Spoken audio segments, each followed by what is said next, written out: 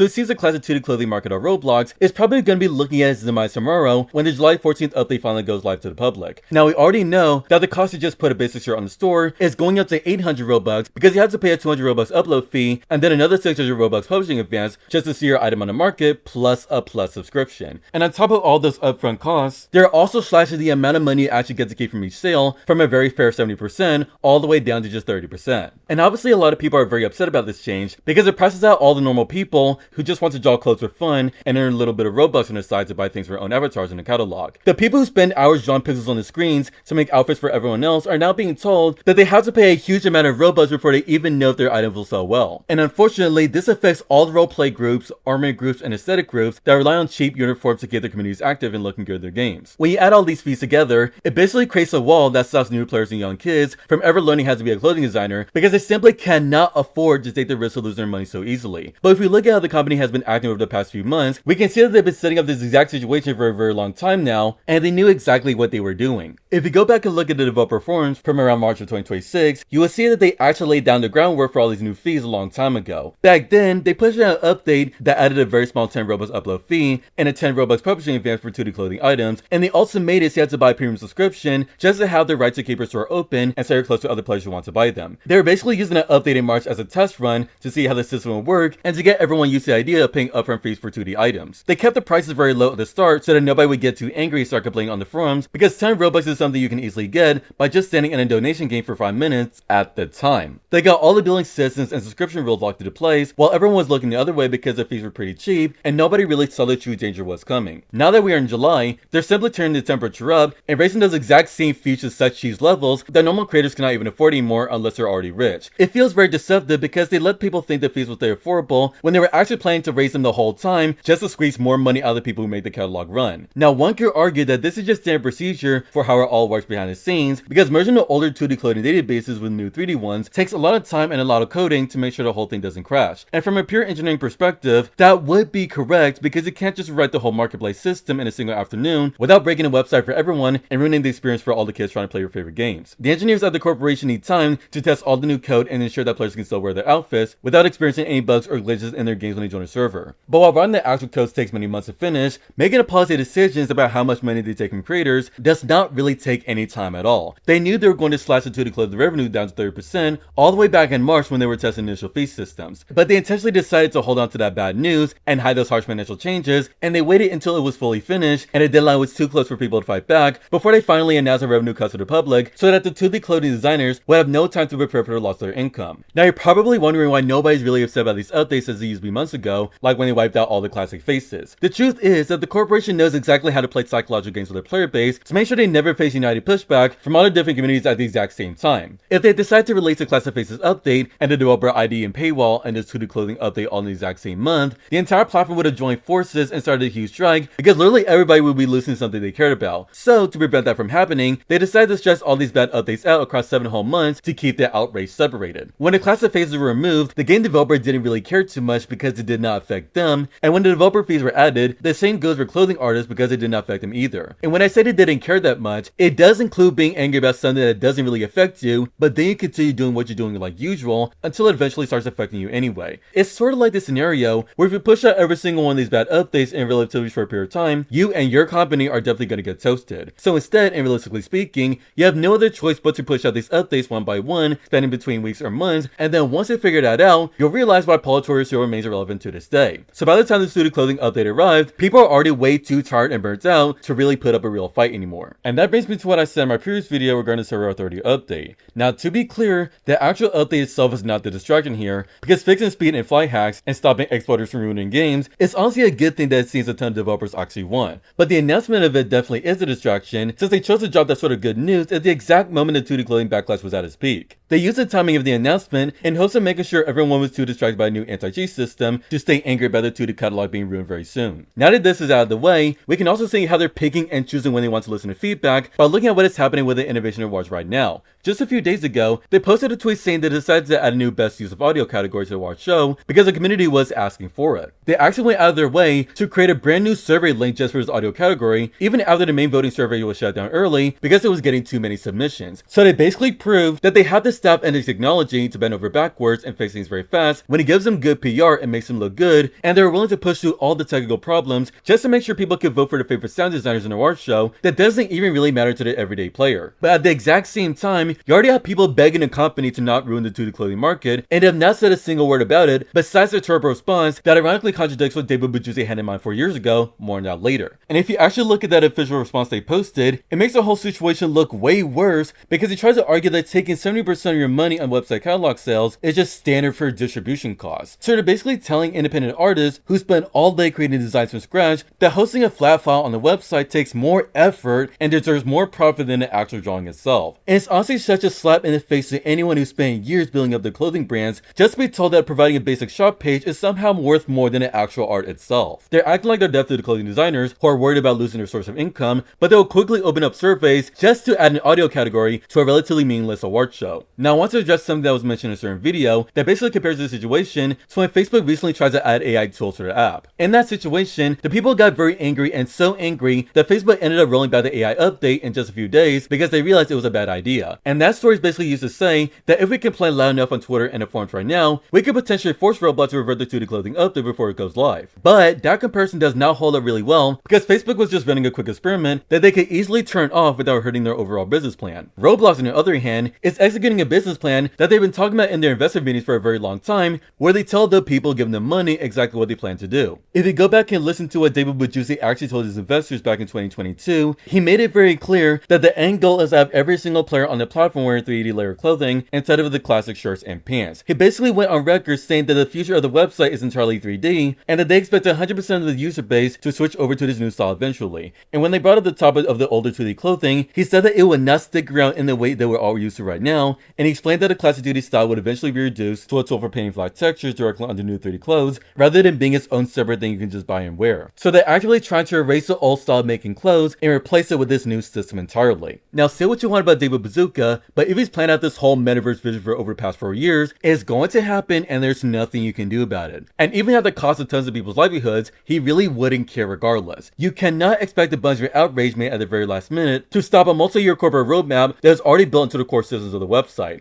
I'd hate to break it to you guys, but the fight was already over before it even started because this transition was decided in a boardroom years ago. So at the end of the day, the platform is pulling the plug for the hardworking artists who make the classic outfits we all wear and leaving them with pretty much nothing to show for their time. This upcoming update is basically going to be the demise of the entire 2D clothing market that they've been planning out in their corporate meetings for a very long time now, and it waited until the very last minute to drop the real heavy fees and harsh revenue cuts on normal people in this part of the economy, so they would not have any time to push back or complain. The classic catalog as we know it is basically gonna be dead, and there's really no hidden solution or big internet movement that is going to magically save it at this point, since the plans are already set in stone. So I guess we'll just have to wait and see what things will look like when it does sell tomorrow. Now if you missed out on the previous video where I discussed how they tried to use that server authority update to distract everyone from the massive 2D clothing outrage, click the video on the left right now.